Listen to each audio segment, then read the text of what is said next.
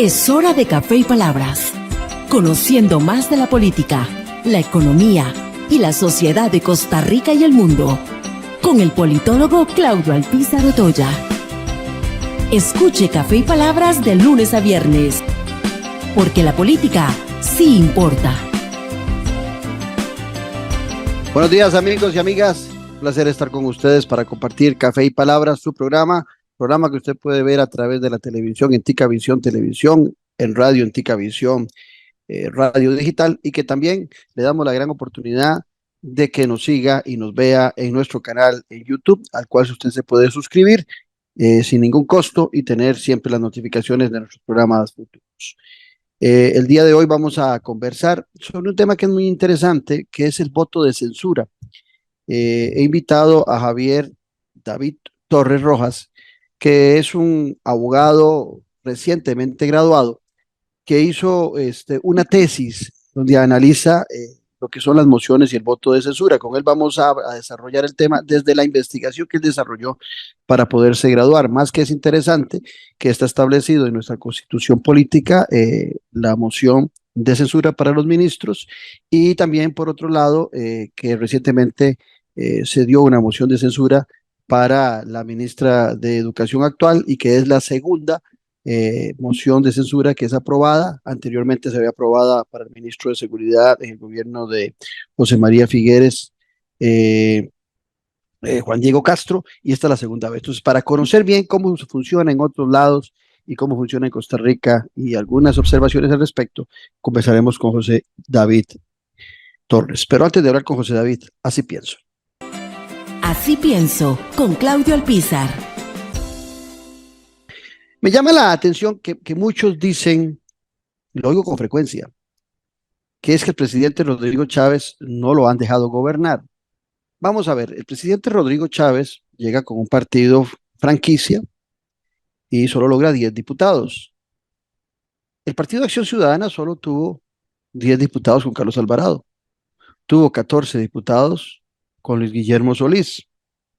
Laura Chinchilla, si mal no recuerdo, anduvo como por 23 o 24 diputados, parecido a Oscar Arias.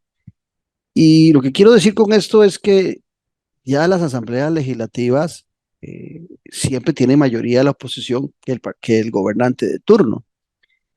Estos presidentes tuvieron las mismas dificultades que Rodrigo Chávez para gobernar. Tenían una asamblea legislativa mayoritariamente de oposición. Esos presidentes que he dicho anteriormente gobernaron con la Constitución de 1949, la misma con que gobernó o gobierna Rodrigo Chávez. Gobernaron con la Contraloría ya existente. Gobernaron con la Corte Suprema de Justicia existente. Gobernaron con las leyes ya existentes y con la posibilidad de hacer decretos como lo establece nuestra Constitución. No hay ninguna diferencia ni ninguna ventaja de los gobernantes anteriores al gobernante actual para ejercer el poder. La única diferencia es que aquellos tal vez comprendían un poquito más que no es lo mismo gobernar que mandar. Te digo tal vez porque tengo mis dudas con algunos de ellos, pero no hay la menor duda que en la actual administración de Rodrigo Chávez, lo que queda claro es que el presidente lo que le gusta es mandar. Mandar funciona para mandar un hato de ganado, para mandar en una finca, para mandar en una fábrica que es propiedad de quien quiere mandar, pero en el gobierno no. En el gobierno se concilia, se buscan acuerdos, se buscan negociaciones, se tienden puentes, y por supuesto que eso es lo que facilita el ejercicio del poder. Pero es imposible gobernar, es imposible lograr acuerdos cuando quien ejerce el poder en el poder ejecutivo no tiene conciencia de qué es gobernar. Entonces, es mentira que no lo han dejado gobernar, no. Sencillamente es que no saben gobernar, porque al final de cuentas en democracia se gobierna con la oposición, se gobierna con el derecho de opinión que tienen todos los ciudadanos, se gobierna con la libertad de expresión y la libertad de prensa, porque así funciona la democracia. Entonces ese es un cuento de que no han dejado gobernar. Eso es una falsedad. Algunos lo repiten porque no comprenden cómo está estructurado un Estado y cómo funciona una democracia. Estamos en Café y Palabras, porque la política sí importa. En breve volvemos con Café y Palabras, con Claudio Alpizar.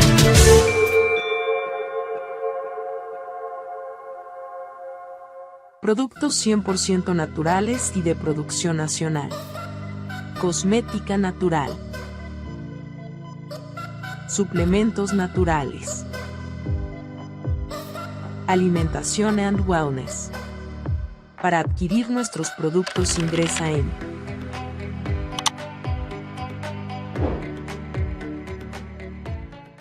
Disfruta de la aventura en familia con tu nuevo MG RX8, el SUV más grande para 7 pasajeros. En la ciudad, la playa o la montaña, Costa Rica es para disfrutarla con el más grande, con el MG RX8, con tracción 4x4, 6 modos para manejo, un gran espacio interior y la tecnología de vanguardia para disfrutar en familia del confort en cualquier terreno. Descubrí el nuevo MG RX8 desde $698 al mes en nuestras sucursales de La Uruca, Curridabat, Multiplaza Escazú o en www.mg.cr. Aplican restricciones. Desde hace 20 años, en Mi Crédito, estamos comprometidos con su bienestar, respaldando sus sueños y mejorando su calidad de vida.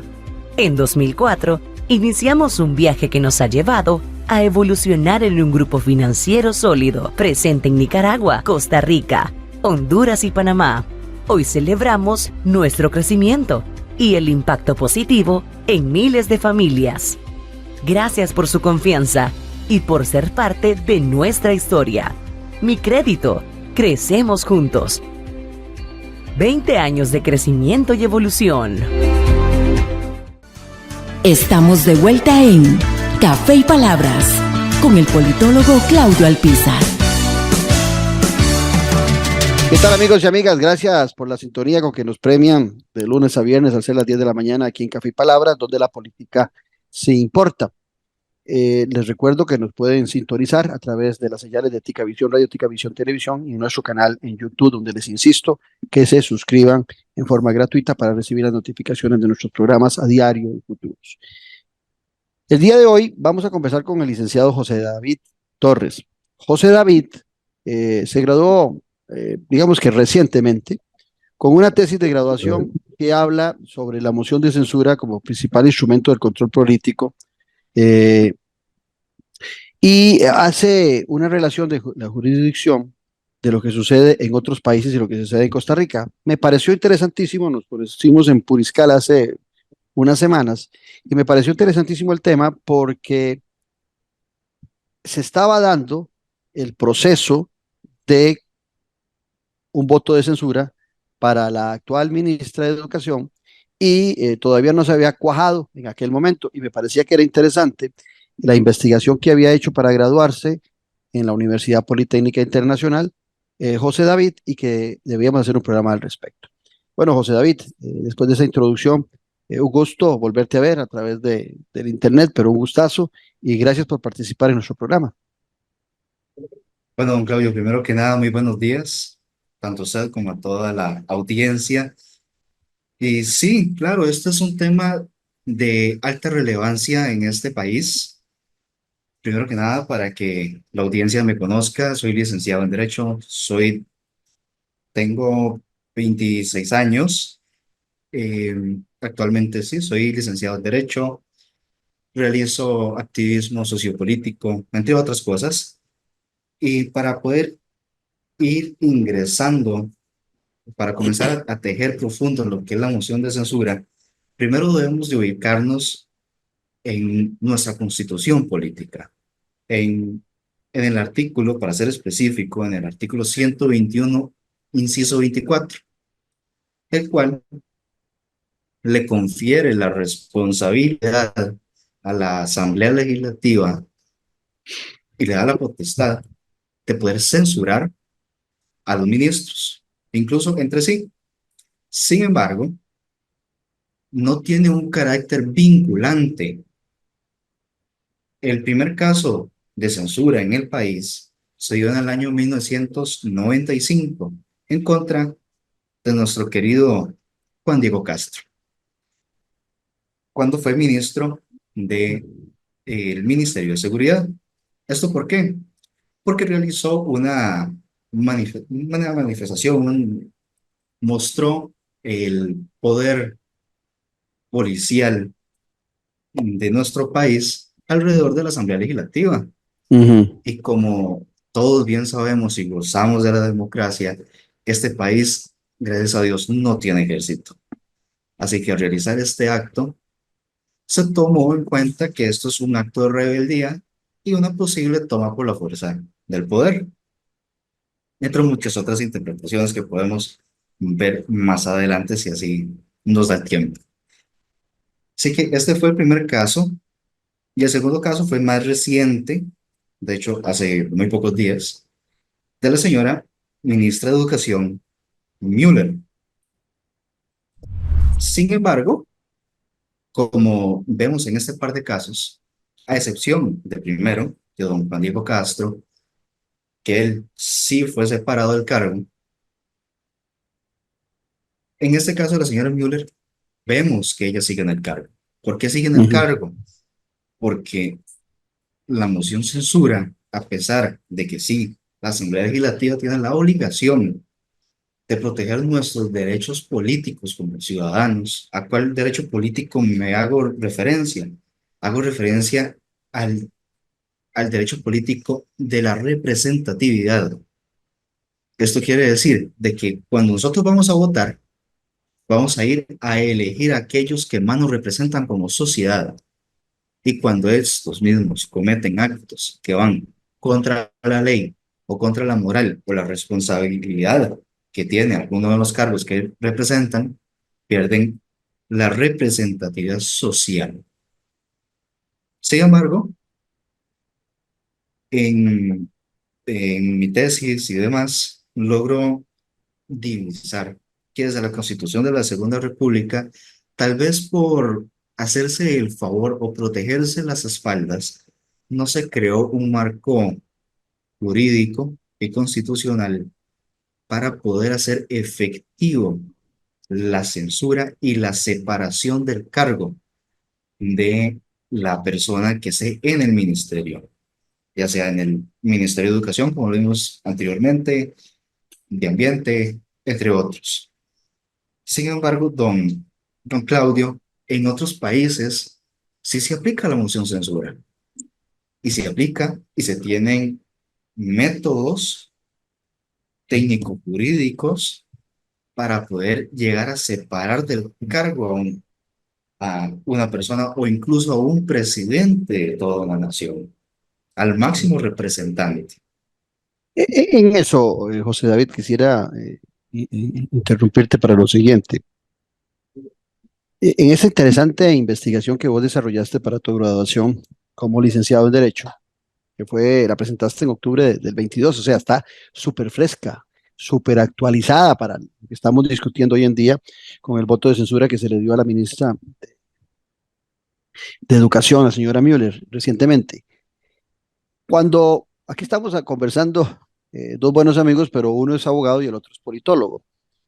En el caso mío, el voto de censura, ahora voy a hacer referencia a que en este artículo, en el artículo 121, no se estableció ningún castigo si el voto de censura era aprobado por eh, dos terceras partes de los presentes en el plenario legislativo al momento de votar.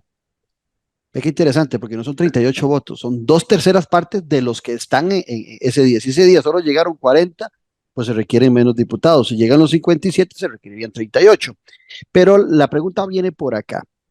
Dentro del marco de la investigación, antes de ingresar ahora a otras naciones que también vos estudiaste, antes de ingresar a ellas, en el caso de Costa Rica, vamos a ver, hay mociones que aún no teniendo legalmente ninguna consecuencia establecida en las leyes o en la Constitución, tienen una alta relevancia política.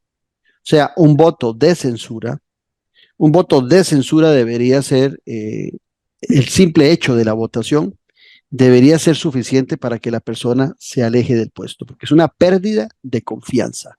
Una pérdida de confianza no del presidente, es una pérdida de confianza de la ciudadanía que representan los diputados como representantes del pueblo, como el primer poder de la República. Entonces, eh, en tu análisis, en el caso particular de Costa Rica, no sé si estuviste viendo las actas que dieron origen a este artículo 121 de la Constitución Política actual, si se establecía alguna referencia de los diputados constitucionalistas de entonces de lo que representaba ese peso de un voto de censura para un ministro, porque si no me equivoco, también solo está establecido para el presidente y los ministros. ¿Estoy en lo correcto? Bien, respecto a la primera parte de la pregunta, tuve el honor de poder reunirme con uno de los representantes de Liberación Nacional para realizarle una consulta relativa al tema. Y a lo que me comenta y a lo que logro observar es que se realiza, o bueno, se realiza, no se deja constancia de un proceso debido a que en aquellos años, como veníamos saliendo de una guerra civil, no podían dejar un portillo tan importante como censurar y poder llegar a separar del cargo a un ministro o incluso el presidente, ya que ante la sociedad sería mm, o puede llegar a dar flaqueza o debilidad ante el partido político contrario. Lo cual a día de hoy me parece, ya a título personal, que fue un hecho absurdo, ya que se tuvo la oportunidad de establecer y de fortalecer la democracia desde el principio para tener una mejor democracia en este 2024. Y respecto a tu segunda pregunta, que si me haces el favor me lo repetís, que me No, fui en mi que si idea. que si tuviste la oportunidad de ingresar a las actas de la Constituyente de 1949, cuando se discutió este artículo 121, eh, desde ahí saber qué era lo que planteaban los constituyentes en relación al castigo político, que en muchas partes del mundo, hay inclusive países que no tienen constitución política y un voto de censura es suficiente, sobre todo en los regímenes parlamentarios, para que el ministro se caiga. O sea, no es de recibo, como sucedió en estos días en nuestro país, donde salió una ministra de la presidencia con un desconocimiento, me extrañó porque es politóloga, con un desconocimiento total, Laura Fernández, diciéndole a la ciudadanía que para ella y para el Ejecutivo es irrelevante el voto de censura. O sea, vamos a ver, esto en un régimen parlamentario en Europa, un voto de censura en el Congreso de los Estados Unidos, en Canadá, en Japón, por Dios, es algo muy poderoso, independientemente de que tenga consecuencias legales o no las tenga. Pero desde el punto de vista de la legitimidad de quien está ejerciendo el poder, hay una caída total de esa legitimidad. Claro. Bueno, respecto a la cuestionante, no, hice el intento de comunicarme con la Sala Constitucional, sin embargo, no tuve respuesta en Ujú. tiempo y forma. Y la moción censura en otros países, por ejemplo, y veamos el caso más cercano, veamos a Donald Trump cuando fue presidente. Él fue investigado, se le quiso aplicar el impeachment. Sin Ujú. embargo, la investigación no fue concluyente y no tuvo los votos necesarios para poderse aplicar. De haberse aplicado, Donald Trump tuvo que haber cesado de ser presidente, al igual que sucede en Gran Bretaña, en Canadá, en España, que ahora te introduciré un caso este, de este país, incluso en Perú, que es un poco, ya ese tema del juicio político ya se lo están tomando un poco más eh, a la ligera, el cual también es un punto en contra, porque sí, la medida a nivel coercitivo es muy buena. ¿Por qué? Porque uno, estamos defendiendo los derechos de la ciudadanía. Dos, estamos protegiendo nuestro Estado de Derecho, que ese debería ser nuestra meta siempre, tanto como ciudadanos, como personas que ya se encuentran en el poder. Ese debería ser la meta. Y en tercer lugar, y no menos importante, que la pérdida de confianza, sea acá en Costa Rica o sea en cualquier otra jurisdicción, es un peso moral suficiente para decir, yo hice muy mal mi trabajo y por Ujú. ende debo de retirarme. En esa línea, a mí me llama la atención, bueno, en el actual gobierno del presidente Rodrigo Chávez, él solo tenía al inicio 10 diputados de su partido, hoy creo que cuenta con 8. Eh, pero en el caso de aquella voto de censura a Juan Diego Castro, gobernando José María Figueres tenía una muy buena cantidad de diputados. O sea, esos diputados oficialistas pudieron haber protegido a Juan Diego Castro. Lo que pasa es que es interesante porque en aquella ocasión, como vos lo planteabas al principio, las diferencias se gestan entre un ministro de gobierno del Partido de Liberación Nacional, Juan Diego Castro, y el presidente de la Asamblea Legislativa, que es de Liberación Nacional, Antonio Álvarez de Santi. Entonces, eh, lo que quiero plantear con esto es que habiendo tenido el gobierno de turno de José María Figueres en el año 94-98, habiendo tenido mayoría en la Asamblea Legislativa, el presidente pudo haber dado alguna instrucción para que su fracción no castigara al entonces ministro de Seguridad, Juan Diego Castro. Sin embargo, eso no sucedió. Algunos tienden a presentar hoy en día que el voto de censura se da porque la fracción legislativa del presidente Rodrigo Chávez es muy pequeña y que por eso el voto de censura con la señora Müller caminó, pero no es cierto. Si vemos el caso de Juan Diego Castro, también siendo gobierno y siendo él un ministro oficialista, se ejecutó y se discutió el voto de censura. O sea, no necesariamente un voto de censura es únicamente porque existe una oposición mayor en la Asamblea Legislativa. Estos dos casos que hago referencia muestran todo lo contrario. Se puede dar un voto de censura independientemente de la cantidad de diputados que pueda tener el presidente de turno. Y esto pasa también en otras latitudes, José David. Sí, así es. Por ejemplo, en el caso del señor expresidente Mariano Rajoy, eso en Ujú, España, correcto, ya que, bueno, hay que hacer un disclaimer. En España se tiene un sistema parlamentario, correcto. por ende, quien tiene el poder para poder remover o sacar del poder es el mismo Congreso de la República. Así que, bueno, en el año 2019, en España, con el señor Rajoy, se dio el caso Gürtel. ¿Y qué es el caso Gürtel? Fue un caso de alta corrupción mediante la manipulación de la contratación pública. Si hacemos un símil, ¿no le suena algún caso nacional muy particular y, bueno, que ya se dejó de hablar este, en la sociedad, lastimosamente, pero que ahí está?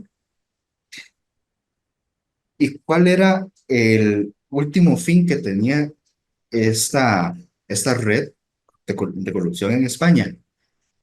Pues aprovecharse de la cosa pública para incrementar sus ingresos, ya que no solo recibía ingresos por parte del Estado español como representante del mismo, sino que mediante otras empresas, el señor Rajoy, con su poder coercitivo sobre los demás, llámese municipios, representantes al Congreso, entre otros, lograron confabularse entre todos para poder así hacer que el Estado fuese un, un gran atractivo para X cantidad de empresas. Y digo Ujú, X ya que en el expediente se constatan más de 5, entre 5 y 10 empresas. Sin embargo, no es no terminó de ser un hecho concluyente. Por ende, no podemos hablar de supuestos, solo de hechos. Así de que, bien, se dio el caso y el mismo Congreso, mediante votación prácticamente unánime, se destituye al presidente. Antes de tomar la decisión de destituirlo, ya que la Constitución de España así lo establece, se requiere realizar un juicio político. ¿Eso qué quiere decir? Se le notifica al presidente que debe de asistir al Congreso y realizar lo que en este país también realizamos, que es, eh, por acá lo tengo anotado,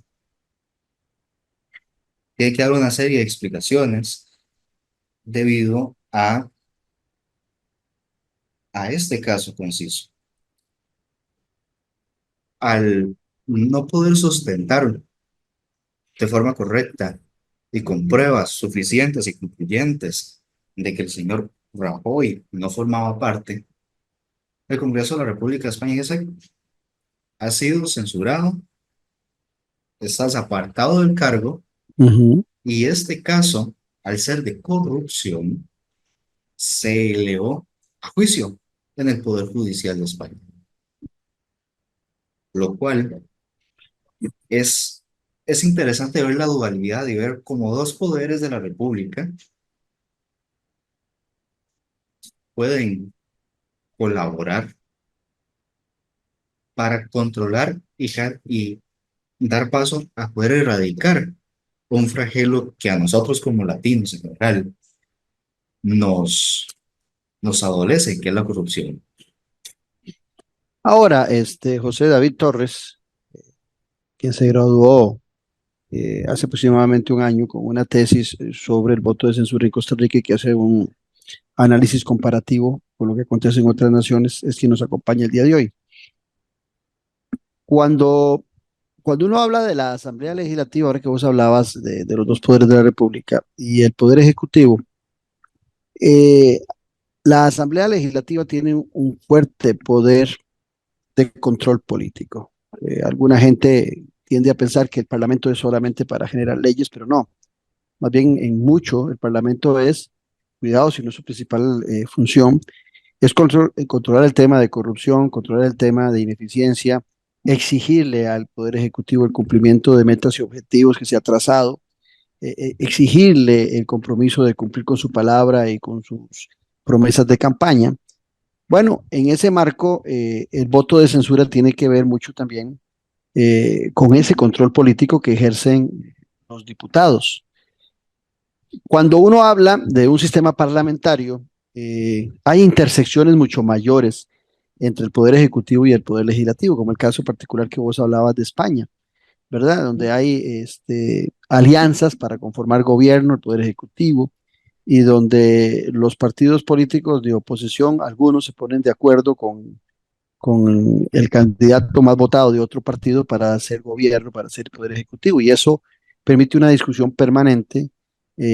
Muchos de los que llegan a asumir el puesto de ministros también son diputados de otros partidos, y hay esa doble función. En el caso particular de Costa Rica, o sos diputado o sos parte del Poder Ejecutivo.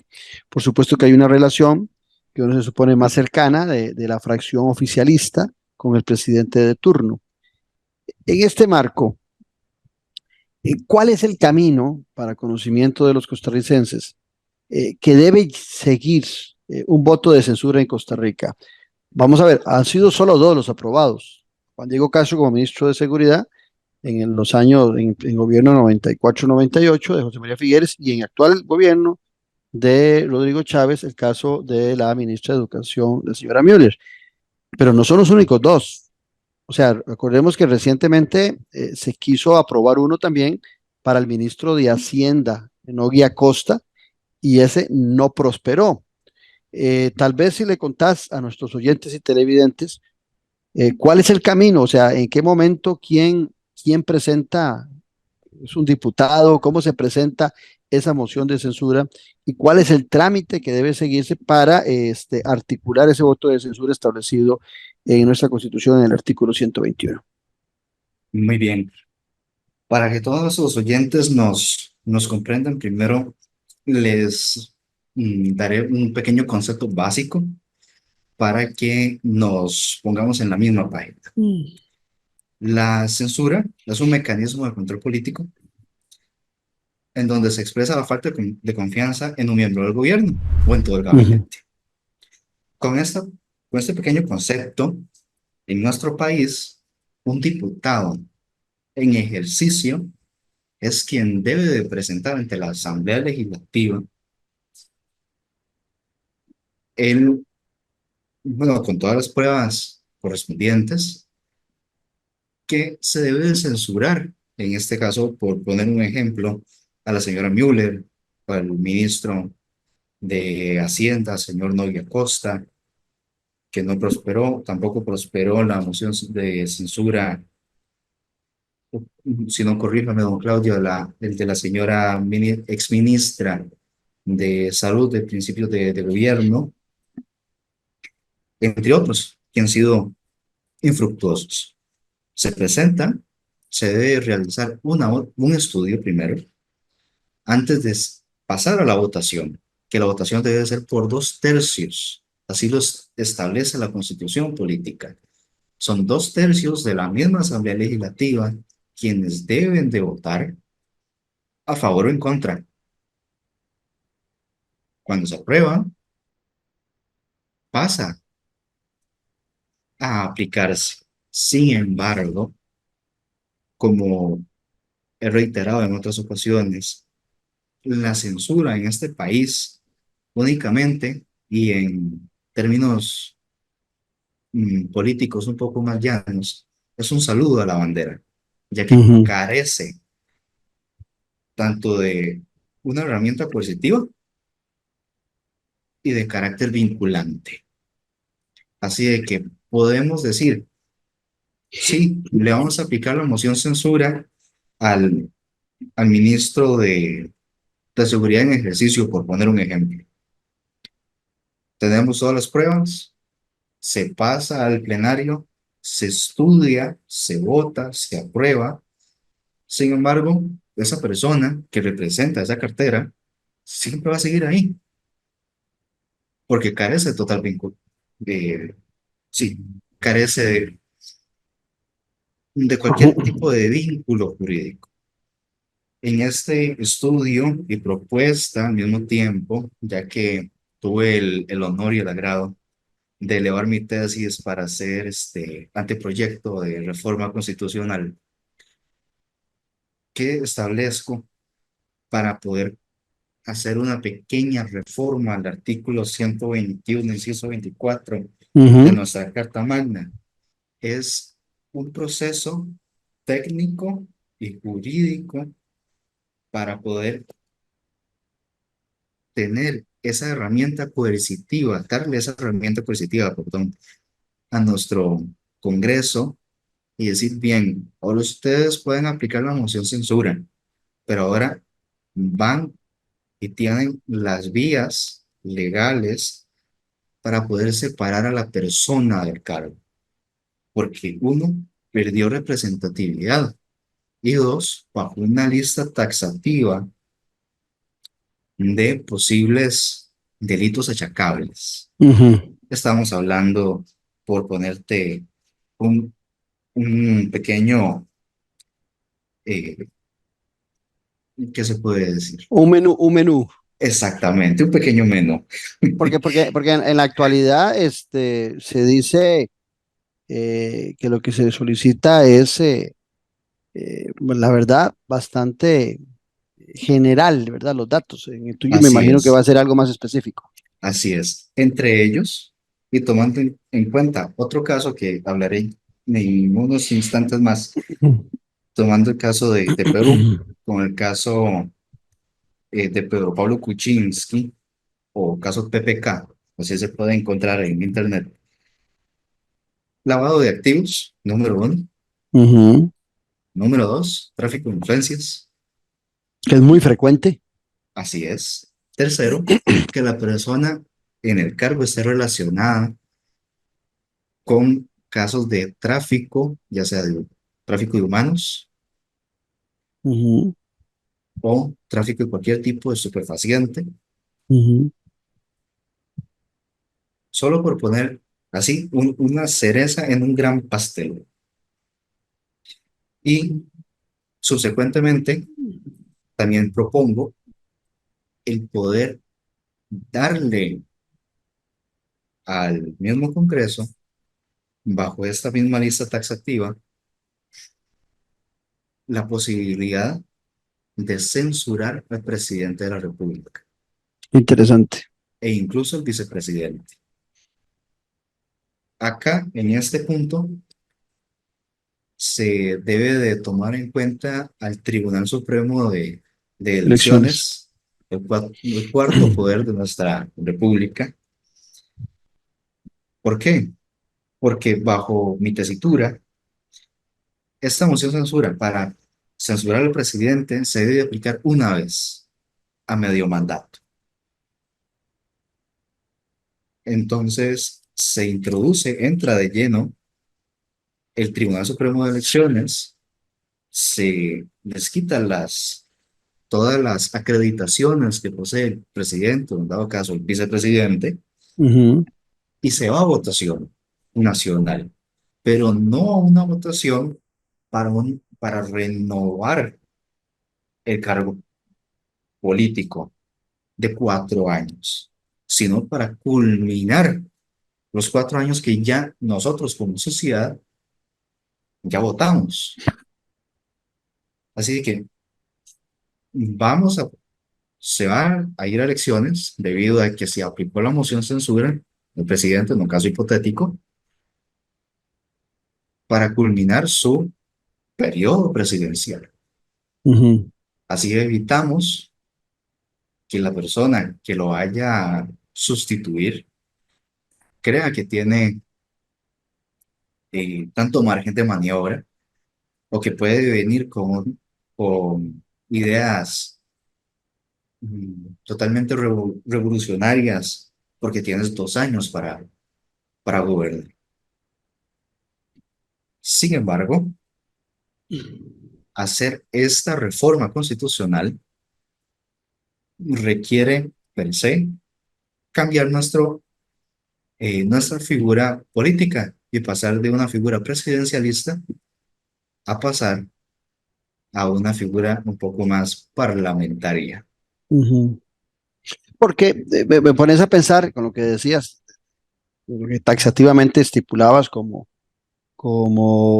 hechos que deberían ser considerados para castigo, no solo para que el voto de censura se quede en un acto simbólico, sino que tenga, aparte del acto político, tenga legalidad y que sea más delicado, qué sé yo, porque el voto de censura, sin la menor duda, tiene un peso político y lo vivimos en la presencia de la ministra en Conare, como unos jóvenes decían censura, voto de censura, o sea, dentro de la población queda muy debilitada una persona que ha tenido un voto de censura y por eso se supondría en buena política que el presidente de la República y la misma ministra debería renunciar ante solicitud del presidente, pero ya como te comentaba, hasta la misma ministra de la presidencia sale diciendo que es irrelevante, entonces por eso se vuelve importante tener temas taxativos como vos lo propones para modificar la constitución y que haya un castigo por ese tema. Pero lo que te quería plantear alrededor de esto es que, oyéndote, por ejemplo, el tráfico de influencias. Hoy en día hay un ministro que está muy cuestionado por el caso Gandoca Manzanillo, que es el ministro Tattenbach, donde empiezan a salir y ventilarse en la prensa muchas relaciones impropias en el ejercicio del poder, donde también aparece el presidente de la República como un gran involucrado, donde el empresario era su vecino, su amigo, llegaba a casa presidencial en 6, 8 ocasiones. Entonces se empieza a pensar en cómo hoy muchos de los permisos que se le dieron a este empresario huelen a tráfico de influencias. Entonces, si existiera taxativamente estipulado en nuestra Constitución y en nuestras leyes los castigos para aquellos que tienen un voto de censura, estos hechos taxativos que vos estás estableciendo serían fundamentales para la caída de un ministro, de un presidente de la República, y también serían fundamentales para que se cuiden, porque si el voto de censura es como un saludo a la bandera, decías vos, por supuesto que tampoco le van a dar el peso político y legal que debería tener. Claro, porque bien lo vemos con la señora Müller, que, bueno, más, es además recalcar que es de rechazo todo acto de violencia en contra de cualquier ser humano, en referencia a los casos de violencia que recibió la señora Müller en una manifestación. Y respecto a la censura, sí, el enfoque es darle peso constitucional y legal a, a la misma, a la censura, ya que vemos y somos prácticamente actores pasivos en la historia política de nuestro país ante esas personas que se aprovechan de la cosa pública, se aprovechan del poder. En este caso, que el presidente y su círculo de amigos o su círculo de influencia se aprovechan del mismo, ministros que se aprovechan del mismo, distintos cargos públicos que sabemos y como sociedad ocultamos, que sabemos que se aprovechan. Nosotros mismos como sociedad nos aprovechamos de la cosa pública para nuestro beneficio, y es cambiar cambiar si es cambiar el rumbo histórico de la política de nuestro país y retribuirle a nosotros como sociedad todos esos derechos que se nos han, y perdón la expresión, se nos han pisoteado constantemente. Y respecto al caso de estudio también en la nación suramericana del Perú, hay un caso muy relevante que todos creo que conocemos o llegamos a conocer, el caso Lavallato, caso Odebrecht, Ujú. que fue una corrupción muy grande desde Brasil hasta, según llegué a estudiar, hasta Houston, Texas. Así de grande fue este caso. Sin embargo, centrándome en la nación suramericana, en el caso de Pedro Pablo Kuczynski, fue un poco interesante, ya que se vio involucrado, sí, en este caso de alta corruptela, en donde presuntamente influyó, al igual que en España con el señor Mariano Rajoy, en empresas estatales para que fuesen clientes de Odebrecht. E incluso tanto esta empresa como este funcionario y expresidente influyó en las elecciones nacionales. ¿Cómo? Financiando la carrera política de la persona.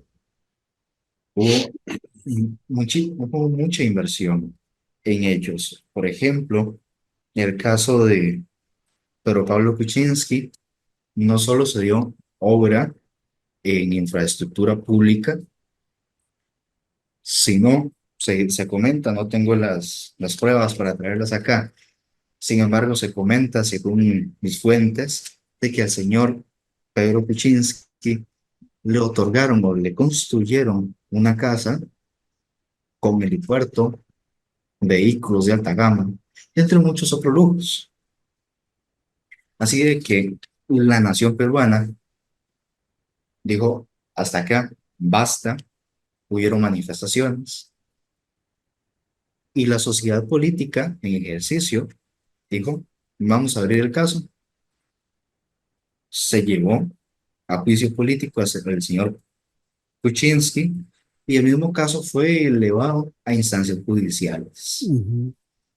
Así de que vemos que estas donaciones, uno, se preocupan por la representatividad política de sus ciudadanos, eso en primer lugar, respetando sus derechos, y en segundo lugar, buscando las maneras técnico-jurídicas para poder separar del poder a aquellos funcionarios que se han dedicado históricamente a aprovecharse de la misma, perdón, aprovecharse de la misma y, perdón, y enriquecerse. Vamos a un corte comercial. José David Torres, licenciado en Derecho, y quien en su tesis de graduación presentó un estudio sobre el voto de censura, tanto en nuestro país como en otras latitudes. Vamos al corte y ya regresamos con esta interesantísima conversación aquí en Café y Palabras, porque la política sí importa. En breve volvemos con Café y Palabras, con Claudio Alpizar.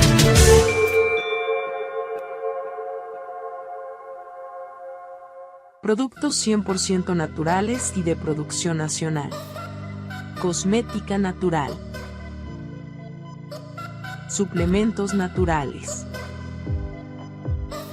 Alimentación and Wellness. Para adquirir nuestros productos ingresa en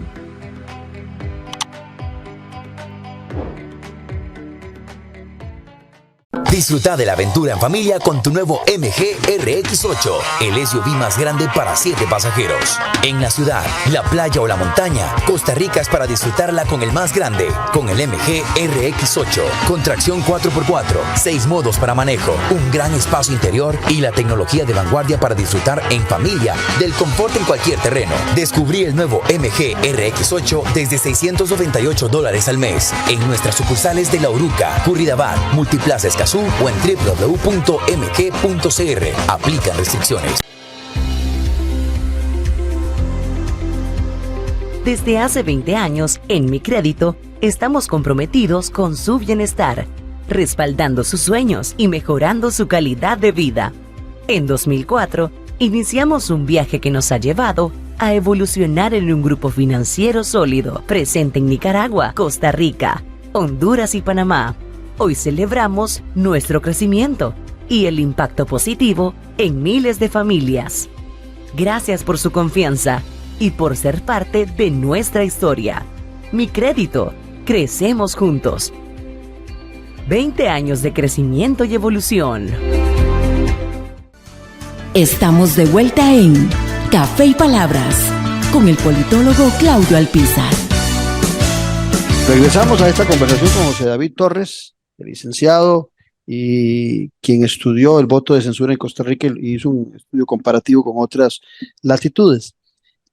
Cuando empezábamos la conversación, vos hacías referencia a Perú y decías que Perú ha abusado del voto de censura, y ha abusado al punto de que ya no mantengo el número, pero recuerdo en que en muy pocos años Perú había superado los 10 presidentes de la República en un espacio muy corto, porque el voto de censura se había prostituido y la oposición, que perdía las elecciones en un país muy polarizado entre el fujimorismo y otros grupos, pues cuando lograban tener la mayoría o una buena representación en el Parlamento peruano, pues utilizaban ese mecanismo después de haber perdido las elecciones para quitar al presidente de turno y generar inestabilidad en el partido opositor y por supuesto de rebote, el peor de todas las inestabilidades en la democracia y en el caso de Perú.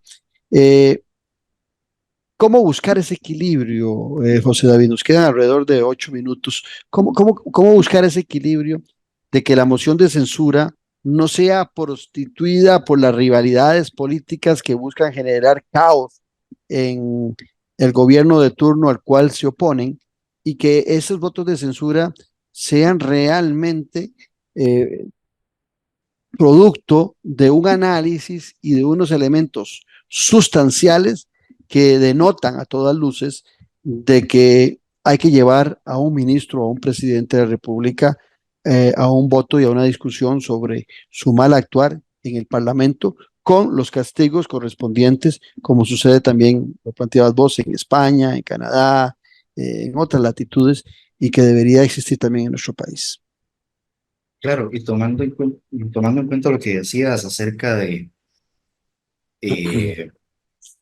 uso indebido de la moción censura, también tenemos aquel caso muy famoso en Argentina, del Corderito, ¿verdad? Que donde hubieron 10 presidentes en 11 días. Ujú, debido al mal uso también de la moción censura, como observo y tal vez advierto a quien, al político que tome la iniciativa de continuar con la batuta, considero importante, uno, tomar un plazo establecido para aplicar la censura.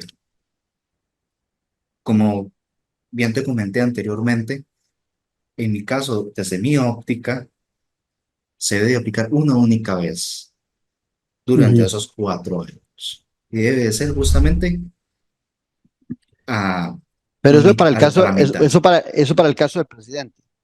Esto en el caso del presidente. En el Ok. caso de ser cualquier ministro de la República, se debe de primero estudiar a profundidad el, caso o los hechos concretos que este ministro está realizando para poder así, sin ánimos de o influencias de otros partidos, otras ideologías o de incluso las mismas sensaciones que a mí me genera esa persona, Ujú.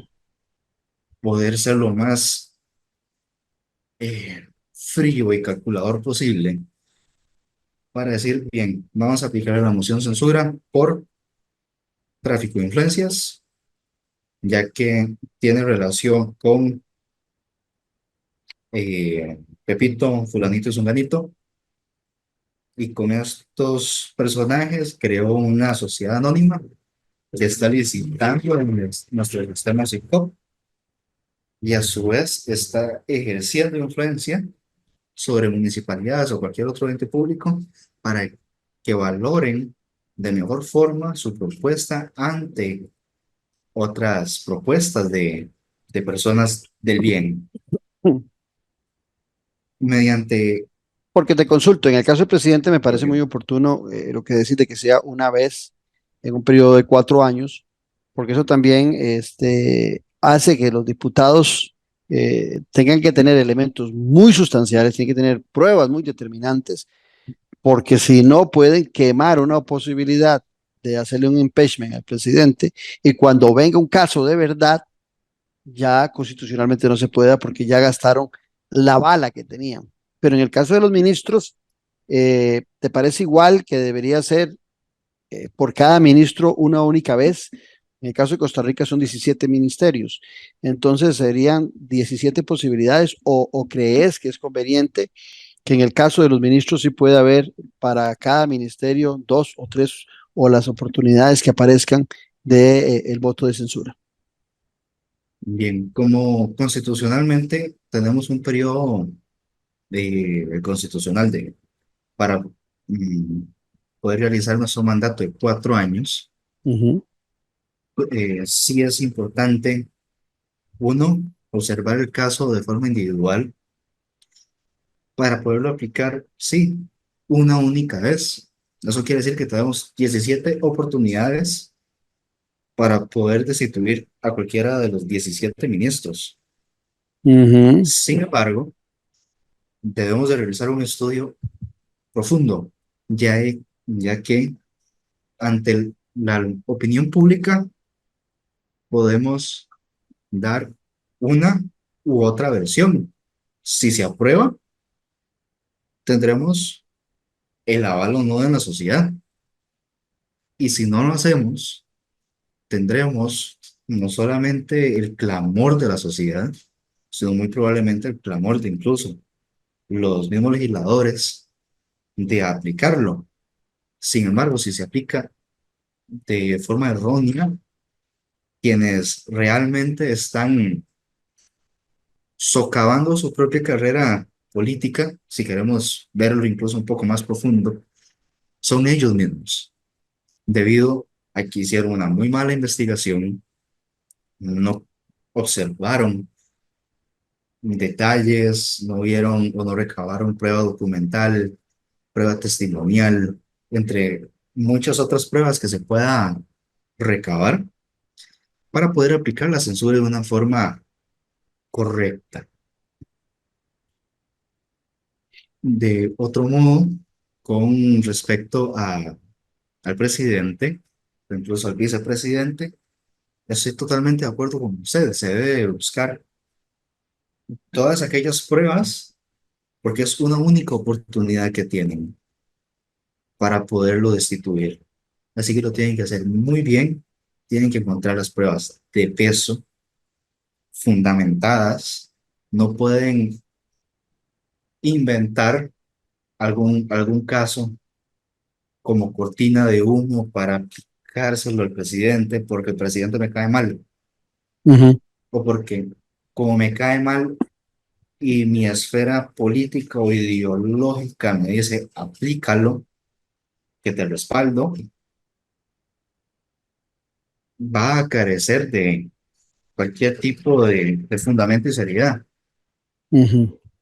Así de que dándole el peso y el respeto que le debemos todos a nuestra Carta Magna, creo que debe de existir este proceso técnico y jurídico para poderlo llegar a aplicar de una forma que satisfaga los derechos de todos. Totalmente de acuerdo. No me queda más, José David, se nos fue el programa, se nos fue la hora, pero no me queda más que agradecerte. Muy, muy oportuna tu investigación dentro del marco de lo que aconteció recientemente. Hiciste tu investigación cuando solo había un caso, como era el de Juan Diego Castro, que había sido castigado con un voto de censura de la Asamblea Legislativa, y hiciste tu proyecto de tesis en octubre del 2022, la defendiste, y resulta que hoy se vuelve más activa que nunca, no solamente por algunos casos como el de Noguia Costa, que no prosperó, sino como el de la ministra de Salud, que prosperó, que sin la menor duda debemos buscar que no solamente sea un castigo político, sino que también haya en la Constitución o en las leyes consecuencias por un voto de censura. Gracias a José David, pero sobre todo a ustedes por habernos acompañado, a quienes esperamos el día de mañana al ser las 10 aquí en Café y Palabras, porque la política sí importa. Esto fue Café y Palabras, porque la política sí importa, con el politólogo Claudio Alpizar Otoya. Escuche Café y Palabras de lunes a viernes, porque la política sí importa.